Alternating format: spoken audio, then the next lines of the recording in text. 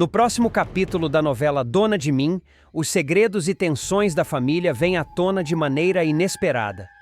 Durante uma entrevista cercada de holofotes, Jacques tenta se exibir como um empresário respeitado, mas é surpreendido ao ver, em tempo real, uma manifestação contra a Boaz. Trabalhadores e moradores protestam diante da fábrica, denunciando práticas injustas e cobrando melhorias. A cena, transmitida ao vivo, mina a imagem que ele buscava sustentar diante das câmeras. Ao mesmo tempo, Samuel investiga um novo carregamento de peças e encontra irregularidades. Sem hesitar, enfrenta Jacques de forma direta. O tio responde com ironias, mas a firmeza do sobrinho o deixa desconfortável e expõe que o controle dentro da empresa pode estar começando a escapar de suas mãos. Antes de continuar, clique no botão de gostei, se inscreva no canal e comente uma nota de 0 a 10 para a novela. Enquanto isso, Filipa abre seu coração em uma conversa com Nina. Ela confessa o quanto teme a influência sufocante de Jacques em sua vida. Pela primeira vez, deixa transparecer a fragilidade de alguém que sempre pareceu forte, revelando as marcas do poder que o vilão exerce dentro da família. Nina ouve em silêncio, absorvendo a dimensão do medo da mãe. Em outro ponto da trama, Cami é forçada a encarar as consequências de sua exposição digital. Ao compartilhar detalhes da rotina de Dedé nas redes, acaba expondo o garoto a comentários cruéis e até bullying. A jovem, alertada por amigos, entra em choque e começa a questionar se sua busca por visibilidade não está machucando quem mais importa em sua vida. Já a Gisele, preocupada com Sofia, pede ajuda a Caco. Ela vê no rapaz alguém capaz de oferecer apoio emocional à menina, que anda fragilizada pelos conflitos constantes e pelas mudanças de rotina. Caco aceita, prometendo estar presente para ampará-la. Nesse turbilhão de acontecimentos, Samuel se aproxima de Léo e decide apoiá-la na difícil luta contra Jacques. Mesmo com receio, a jovem aceita a ajuda. A virada acontece quando Filipa intercede em favor de Léo e consegue convencer Jacques a permitir sua contratação na Boaz. O empresário cede, mas deixa claro que acompanhará cada passo da nova funcionária de perto. Uma reviravolta inesperada vai transformar completamente o destino de Leona, a babá que até então era vista como apenas mais uma funcionária da mansão Boaz. Depois de tantas humilhações, tropeços e desilusões, ela vai virar o jogo e provar que sempre teve dentro de si um talento escondido, capaz de derrubar as barreiras impostas por Jacques. Tudo começará em um dia aparentemente comum, quando Leona, desanimada, estará andando pelas ruas de São Cristóvão, cabisbaixa, refletindo sobre tudo que deu errado em sua vida. Ela terá acabado de receber mais uma negativa de emprego, além de enfrentar as provocações de Tânia, que não perde a chance de diminuí-la, e a indiferença de Jacques, que nunca enxergou nela potencial algum. Porém, será nesse momento de fragilidade que um cartaz colado em um poste chamará sua atenção. Um concurso de moda que premiará a vencedora com uma bolsa integral em uma das faculdades mais renomadas do país. Insegura, Leona pensará 2 vezes antes de se inscrever. Ela terá medo de ser ridicularizada, principalmente porque não tem formação, apenas o olhar intuitivo e criativo que sempre demonstrou ao costurar roupas improvisadas. Mas incentivada pela avó e também pela irmã, que a lembrará de todo o potencial que possui, Leona tomará coragem e colocará seu nome na disputa. As primeiras etapas do concurso serão um verdadeiro choque de realidade. Leona terá que enfrentar candidatas experientes, com portfólio robusto e anos de cursos, enquanto ela aparecerá apenas com croquis feitos à mão em cadernos velhos. No entanto, o talento bruto e a ousadia de suas ideias começarão a chamar a atenção da banca de jurados. Em uma das provas, Leona surpreenderá ao transformar tecidos simples em um vestido de gala que encantará até mesmo os avaliadores mais rígidos. Enquanto isso, na Boaz, Samuel ficará sabendo da participação de Leona e, discretamente, passará a torcer por ela. Diferente de Jacques, que sempre menosprezou a moça, Samuel verá nela um reflexo da força de sua própria família. alguém que não desistiu mesmo diante das piores dificuldades.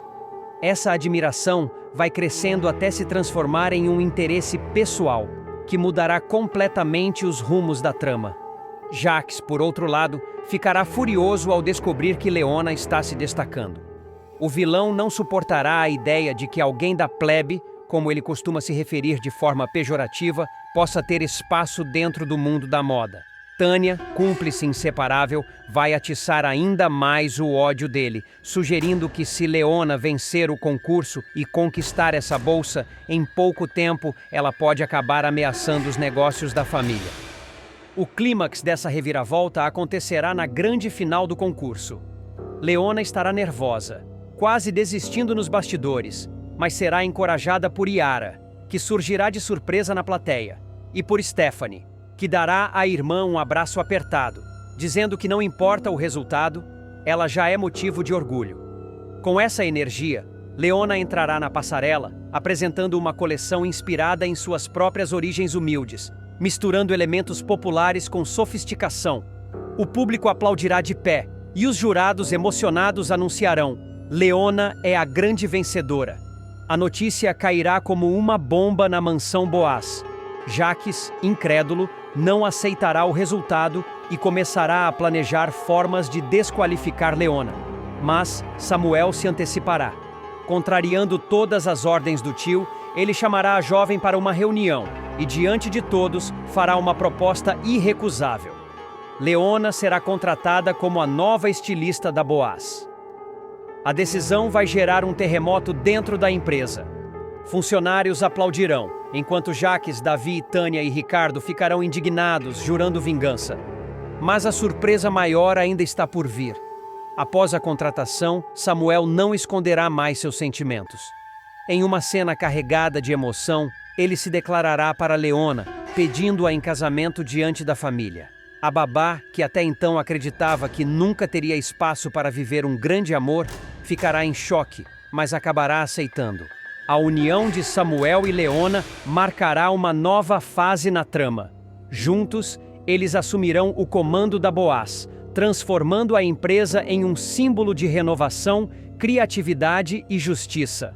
Ao mesmo tempo, os vilões começarão a sentir o peso de suas escolhas. Jacques será afastado do poder, Tânia perderá seus privilégios, Ricardo verá seus planos de enriquecimento rápido irem por água abaixo, e Davi, desesperado, implorará pelo perdão de Samuel, reconhecendo que errou ao se aliar ao tio. A cada capítulo, o público acompanhará a ascensão de Leona. Ela deixará para trás a figura da babá submissa e ganhará destaque como uma das maiores estilistas do país. Sua história será marcada por superação, coragem e, acima de tudo, pela capacidade de acreditar em si mesma quando ninguém mais acreditava. E enquanto isso, nos corredores da Boaz, o clima de guerra continuará, pois Jacques não aceitará ser derrotado. O vilão passará a arquitetar novos planos para recuperar o controle da empresa, enquanto Leona e Samuel enfrentarão não apenas os inimigos externos, mas também os fantasmas do passado que ainda ameaçam a estabilidade da família.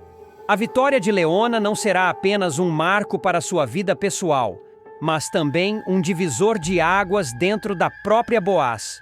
O público verá a jovem cada vez mais confiante, provando que seu talento não é passageiro. Logo em suas primeiras coleções dentro da empresa, Leona vai surpreender com desfiles que mesclam ousadia e autenticidade, trazendo para a passarela a essência de sua origem simples, mas carregada de potência criativa. Enquanto isso, Yara, emocionada, passará a caminhar pelas ruas do bairro com orgulho renovado. Todos os vizinhos se referirão a ela como a avó da estilista da Boaz, algo que encherá seu coração de alegria. Stephanie, por sua vez, se tornará a maior apoiadora da irmã, ajudando-a a enfrentar os momentos de pressão e servindo de escudo contra os ataques constantes de Tânia, que continuará tentando desmerecê-la. Jacques, sem conseguir conter a raiva, se afundará ainda mais em planos obscuros. Ele tentará usar documentos falsos para incriminar Leona de plágio, manipulando provas e até tentando subornar jurados do concurso para reverter o resultado. Mas, para sua surpresa, Samuel terá o apoio de advogados e jornalistas que, encantados com a trajetória da nova estilista, começarão a dar a Leona destaque na mídia. As tentativas de Jacques serão desmascaradas uma a uma, deixando-o em situação cada vez mais vulnerável. Davi, tomado pelo remorso, fará questão de procurar Samuel em uma cena carregada de emoção. De joelhos, implorará por perdão, dizendo que não suportará viver marcado como traidor. Samuel, firme, deixará claro que o passado não pode ser apagado, mas dará ao primo uma única chance de provar que pode mudar, colocando-o em tarefas menores e sem privilégios na Boaz. Esse gesto abrirá uma brecha para um possível arco de redenção, ainda que carregado de tensão. Enquanto isso, a relação de Samuel e Leona avançará a passos largos. O pedido de casamento feito no auge da euforia ganhará forma em preparativos discretos, mas cheios de significado. Leona, que um dia se via sem perspectiva, agora experimentará o doce gosto de ser amada, respeitada e valorizada. Em meio às provas de vestido de noiva e aos encontros com fornecedores, ficará claro que sua união com Samuel não será apenas afetiva, mas também estratégica, consolidando-os como um casal de poder dentro e fora da empresa. Tânia e Ricardo, por sua vez, se verão cada vez mais isolados. Sem a proteção de Jacques, os dois começarão a brigar entre si, jogando um contra o outro na tentativa de sobreviver dentro da Boaz. O clima entre eles se tornará insustentável e ambos acabarão protagonizando discussões públicas que só reforçarão sua queda. O auge dessa fase virá em uma grande festa promovida por Samuel para celebrar a nova fase da Boaz. Será um evento grandioso, com convidados ilustres, imprensa e desfiles da primeira coleção assinada por Leona, oficialmente como diretora criativa. No meio da passarela, com os flashes disparando e os aplausos ecoando, Samuel pegará o microfone e anunciará diante de todos. A partir de hoje, a Boaz tem uma nova cara, um novo espírito, e esse espírito se chama Leona. O público irá ao delírio, e Leona, emocionada, não conterá as lágrimas. O beijo apaixonado entre ela e Samuel, no centro do palco, será o símbolo da nova era. Filipa descobre maior podre de Jacques e tenta se jogar da janela. O clima na mansão Boaz ficará insuportável depois de uma revelação capaz de destruir o pouco equilíbrio que restava naquela família. Tudo começará em um dia que parecia ser de celebração. Filipa, em sua fase maníaca da bipolaridade, estará radiante organizando cada detalhe do chá, revelação dos bebês de Ayla. Ela correrá de um lado para o outro, dando ordens aos funcionários, escolhendo as cores dos balões, arrumando doces e repetindo a cada instante que aquela festa seria inesquecível. Vai ser o evento do ano! Ninguém nunca viu um chá revelação assim, exclamará a atriz, com os olhos brilhando e a fala acelerada, sem perceber que a empolgação era um sintoma de que ela havia largado os medicamentos. Rosa, sempre atenta, tentará intervir. Filipa, calma. Você precisa descansar um pouco. Mas a jovem não dará ouvidos. Enquanto todos se preparam, um funcionário entrará discretamente no salão e entregará a Filipa um envelope pardo endereçado a Jacques. A curiosidade da atriz falará mais alto. Tremendo, ela rasgará o lacre sem pensar duas vezes. Seus olhos se arregalarão ao ver o conteúdo. Um laudo de DNA. Não, isso não pode ser verdade. Balbuciará, levando a mão à boca. No papel, a confirmação de que Jacques é o pai biológico de Davi e Ayla. O vilão, já desconfiado depois de ter encontrado antigos exames que comprovavam a esterilidade de Abel, mandara refazer os testes. A prova estava ali, incontestável. Filipa entrará em pânico. Sem medir consequências, ela deixará o envelope cair no chão e, num ato impulsivo, soltará os balões antes da hora, confundindo todos os convidados. O que está acontecendo aqui? Questionará Samuel, já percebendo que algo não ia bem. Rosa pegará o laudo caído, lerá em silêncio e quase desmaiará. Meu Deus do céu! Sussurrará a matriarca, apoiando-se numa cadeira para não cair. Ayla ficará atônita, os olhos marejados, enquanto Davi, que já havia descoberto a verdade em segredo, fechará o punho com raiva e vergonha. Então é isso. A verdade veio à tona de qualquer jeito, dirá o rapaz, encarando Jacques com desprezo. O clima de festa se transformará em tragédia em segundos. Filipa, culpada por ter deixado escapar o segredo, correrá para dentro da mansão, transtornada. Jacques a seguirá e tentará segurá-la pelos braços. "Me solta, seu monstro! Eu não aguento mais!" gritará ela em prantos. Numa reação desesperada, a atriz cravará os dentes no ombro do cunhado, que soltará um grito de dor. "Filipa, para com isso!" berrará Jacques, mas ela conseguirá se soltar e correr até uma janela do segundo andar. Ao chegar lá, abrirá as cortinas e se debruçará, ameaçando se jogar.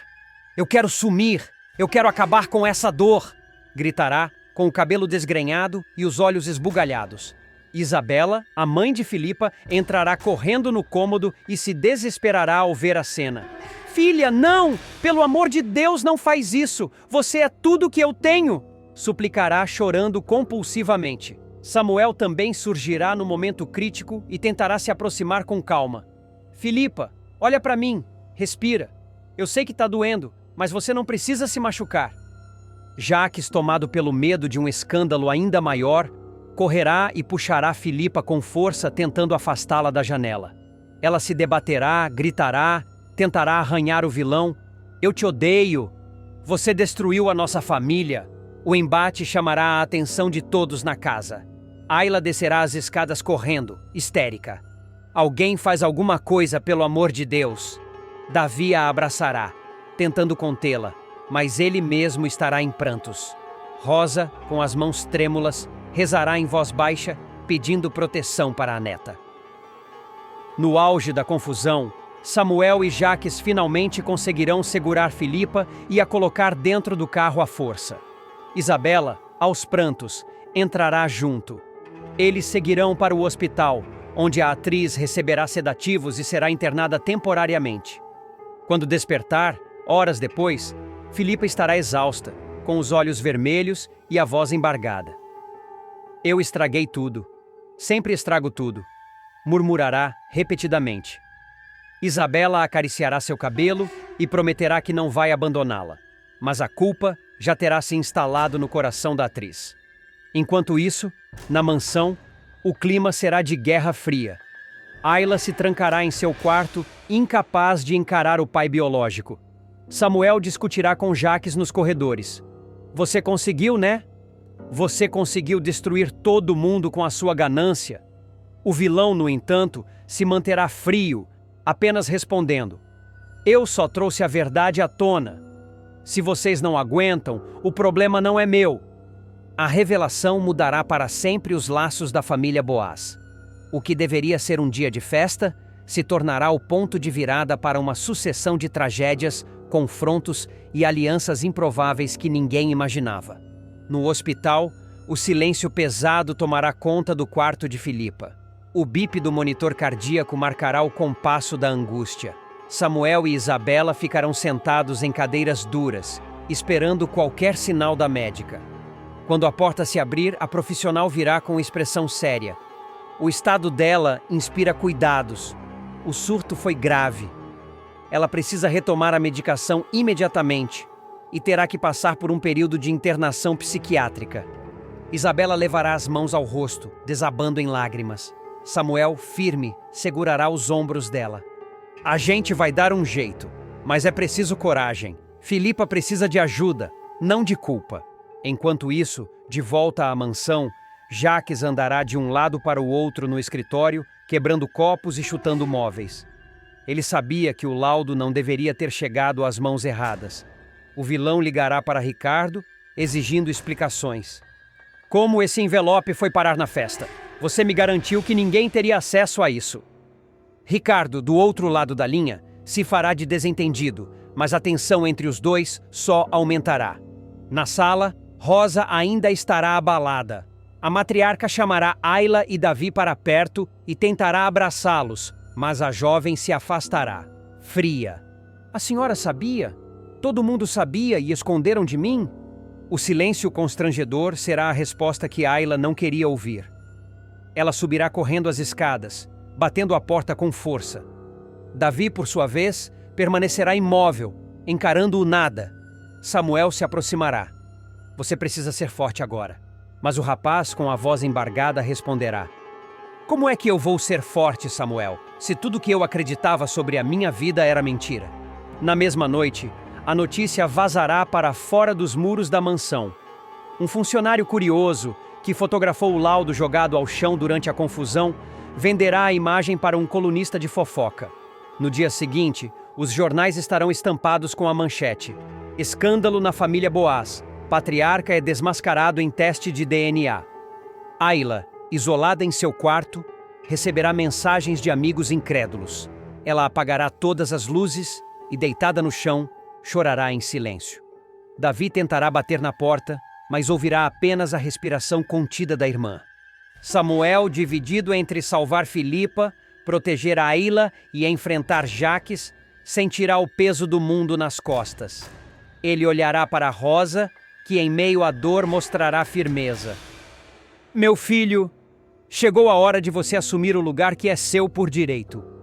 E enquanto a família desmorona, Jaques, sozinho no escritório, fará uma promessa em voz baixa, olhando seu próprio reflexo no vidro da janela. Se eles pensam que vão me derrubar, tão muito enganados. Eu ainda vou usar essa verdade a meu favor. Jaques vai para a cadeia depois que Samuel finalmente descobre toda a verdade sobre o vilão. O caminho até esse momento será carregado de tensão, investigações arriscadas e revelações que mudarão completamente os rumos da família Boaz. Tudo começa quando Samuel, determinado a honrar a memória de Abel, decide vasculhar os arquivos de Ricardo.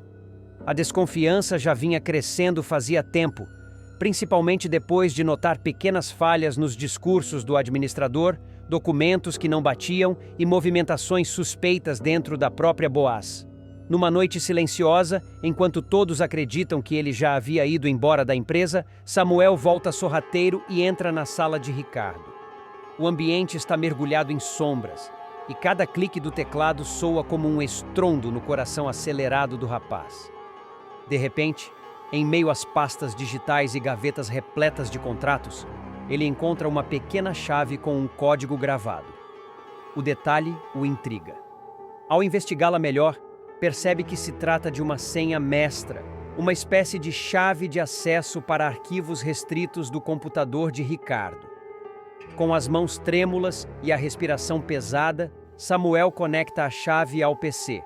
A tela pisca e uma pasta secreta se abre diante de seus olhos. Dentro dela, um único arquivo de vídeo. O nome é direto e cruel: Acidente, Abel. Samuel sente o chão sumir debaixo de seus pés. O coração dispara. Será possível que naquele arquivo esteja a verdade que ele buscou por tanto tempo? Ele hesita por um instante, olhando para a porta da sala com medo de ser surpreendido, mas reúne coragem e dá 2 cliques. O vídeo começa com imagens da oficina da Boaz, em um ângulo claramente escondido, como se tivesse sido gravado às pressas.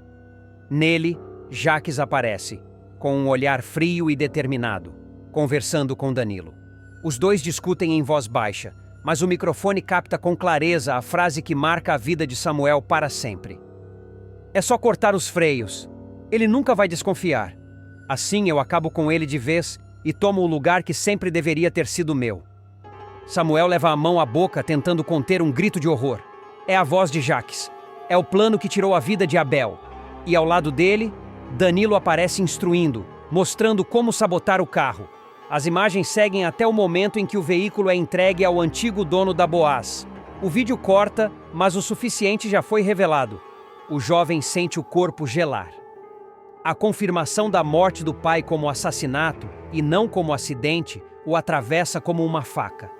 Ele olha para a tela sem piscar, lágrimas se acumulando nos olhos, enquanto sua mente grita que precisa sair dali imediatamente. Cada segundo é um risco, porque Ricardo pode entrar a qualquer momento.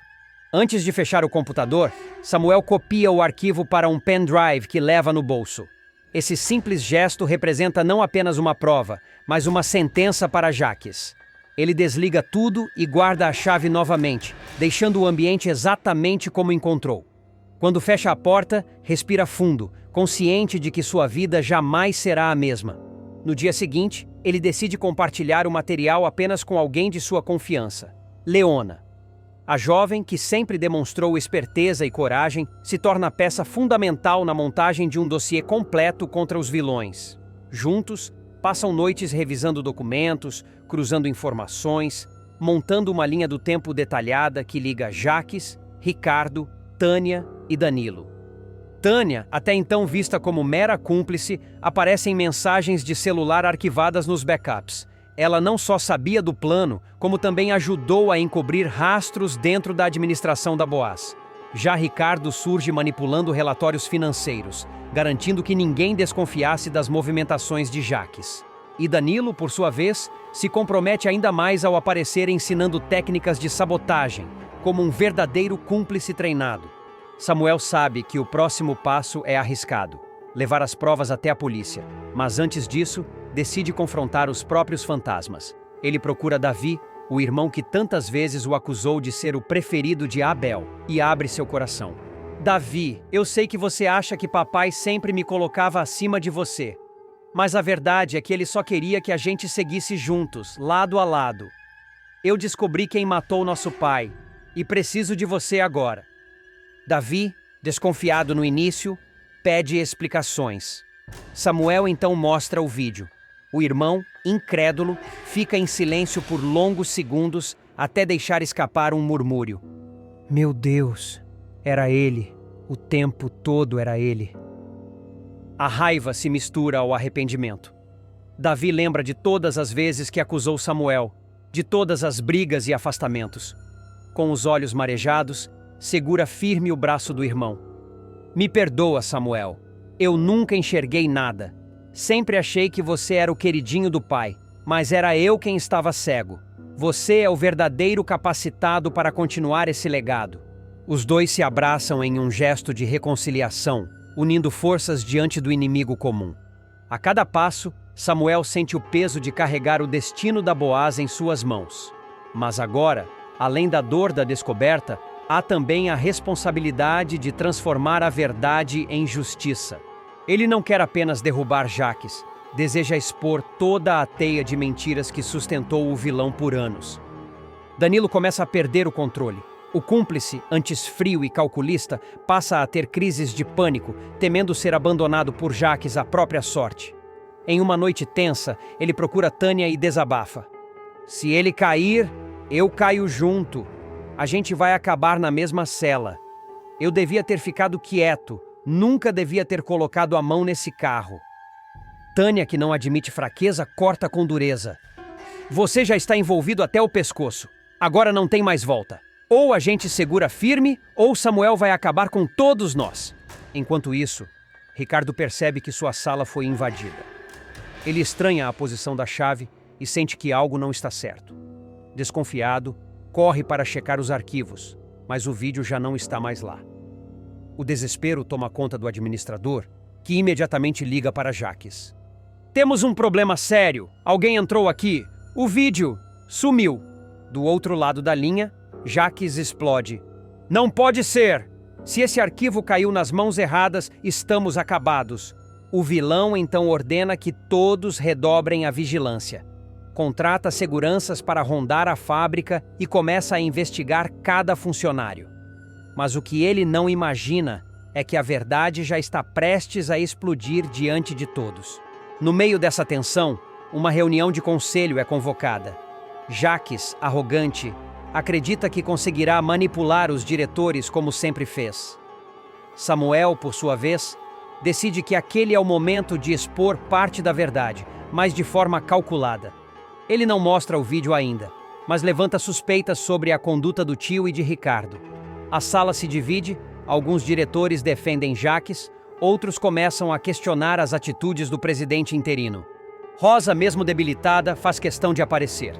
A matriarca, de olhar firme e voz cansada, encara Jaques e diz: Eu sempre soube que havia algo errado no destino do meu filho, e agora sei que não foi o acaso. Jaques, o seu fim está próximo. A frase causa alvoroço. Jaques tenta manter a postura, mas o suor frio escorre por sua testa. Ele percebe que perdeu o controle da narrativa. Do lado de fora, Samuel entrega o pendrive ao delegado. A polícia inicia discretamente uma investigação, colhendo depoimentos e monitorando ligações. Ricardo, pressionado, começa a cometer erros. Em uma ligação grampeada, fala demais e entrega que sabia da sabotagem desde o início. Esse detalhe é suficiente para que a polícia peça mandados de busca e apreensão. Numa cena de tirar o fôlego, agentes invadem a Boaz durante o expediente.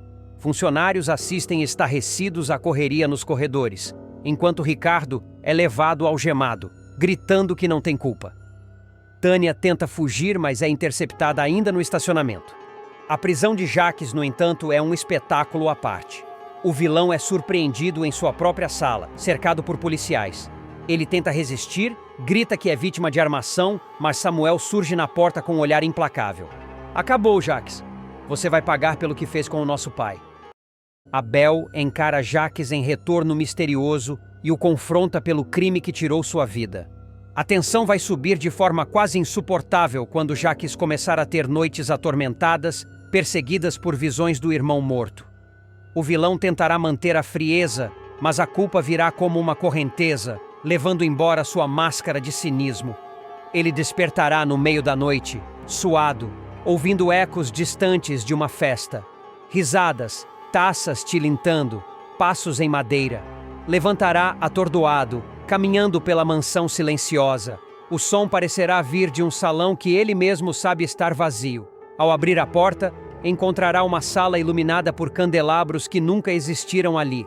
Cortinas balançarão sem vento, um piano dedilhará sozinho notas melancólicas.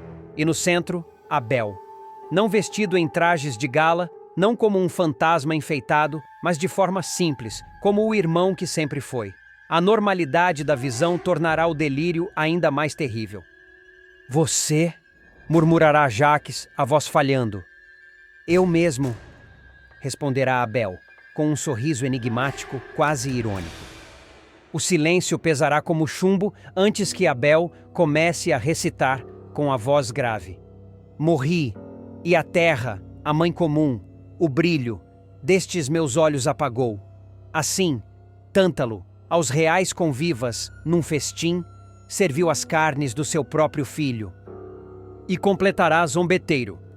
Lembra que você queria transformar os sonetos de Augusto dos Anjos numa ópera rock, Jaques?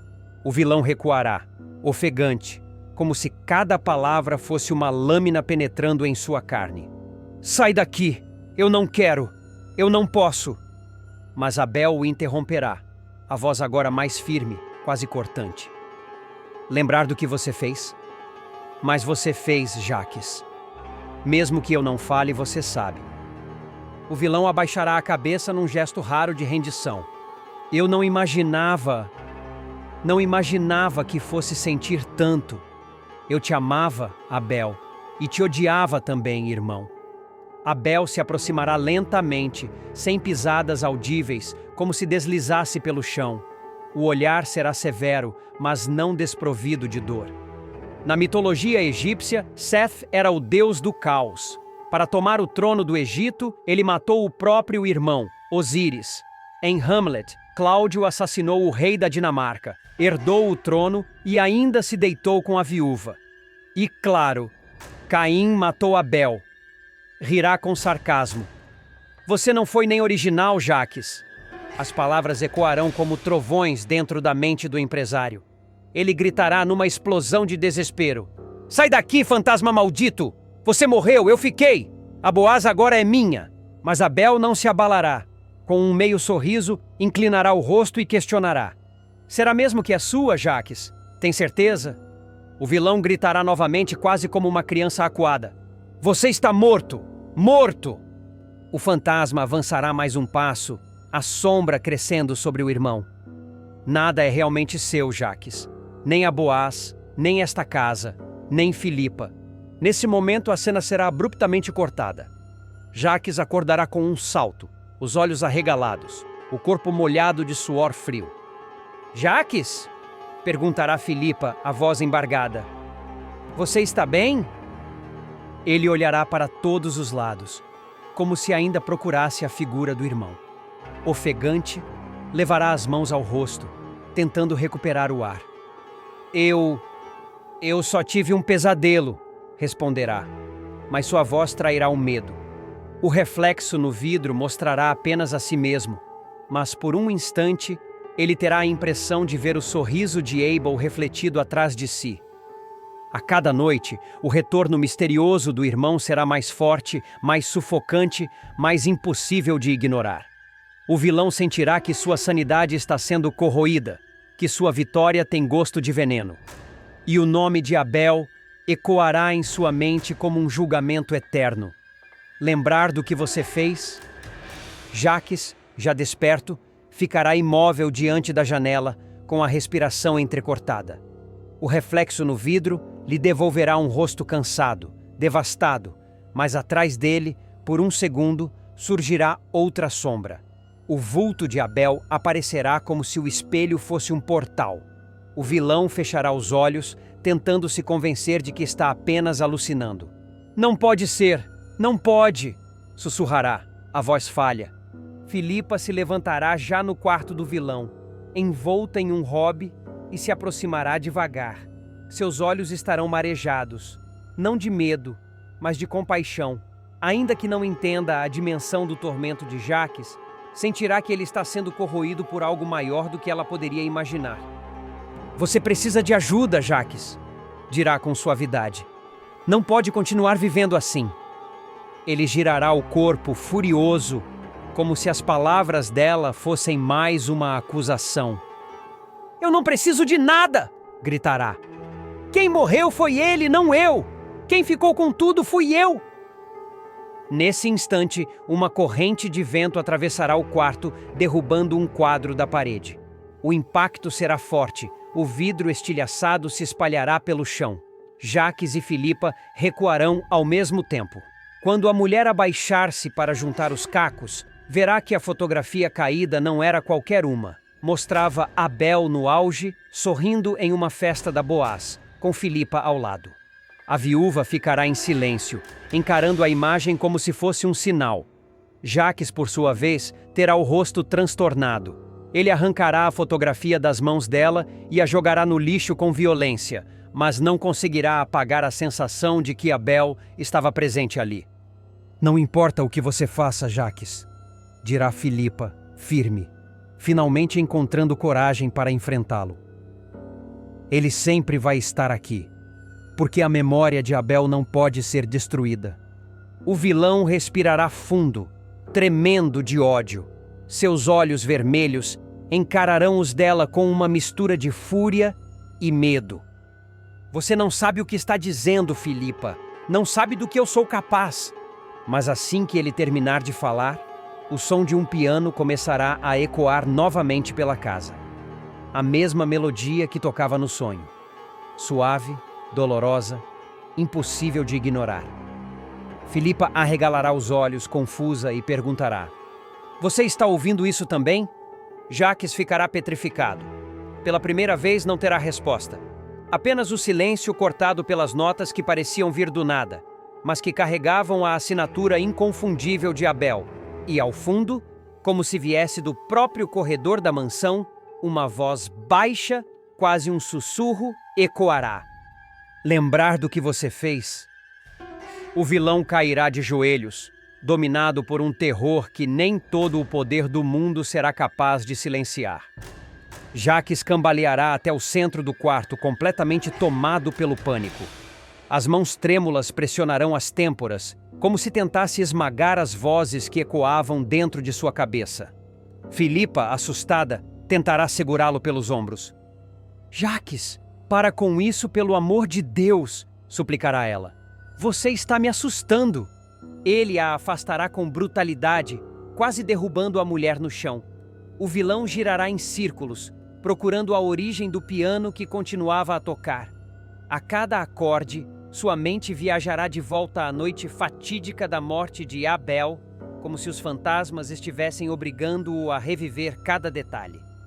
De repente, as luzes do quarto piscarão. A chama dos abajures vacilará e o relógio na parede parará de funcionar. Jacques não conseguirá mais esconder o peso que o atormenta. O vilão começará a perder o controle diante de todos, revelando fissuras em sua arrogância. Os funcionários da Boaz notarão sua instabilidade. Filipa passará a temê-lo, e até mesmo aliados desconfiarão de sua sanidade. Abel, mesmo morto, seguirá presente como uma sombra constante, aparecendo em sonhos, reflexos e ruídos inexplicáveis. A cada noite, Jacques será confrontado pela mesma frase: "Lembrar do que você fez?" A pergunta ecoará como sentença, corroendo suas certezas e deixando claro que o passado não pode ser enterrado. Filipa, em silêncio, guardará para si a visão da sombra de Abel. Embora tente se convencer de que foi apenas fruto da loucura do cunhado, não conseguirá apagar da mente o frio que percorreu sua espinha naquela madrugada. Ela, viúva de Abel, perceberá que algo muito maior está prestes a acontecer e que a verdade pode vir à tona de forma arrebatadora. Enquanto isso, Jacques seguirá tentando afirmar seu domínio sobre a Boaz, sobre a casa, sobre o legado do irmão. Mas quanto mais gritar que tudo lhe pertence, mais o vazio se fará presente. Porque nem o poder, nem o dinheiro, nem as conquistas podem calar a voz de quem foi injustiçado. E na penumbra de seu quarto sozinho, Jacques ainda ouvirá o eco distante do piano, suave e implacável, como se Abel estivesse à espreita, aguardando a hora certa de cobrar o que é seu por direito.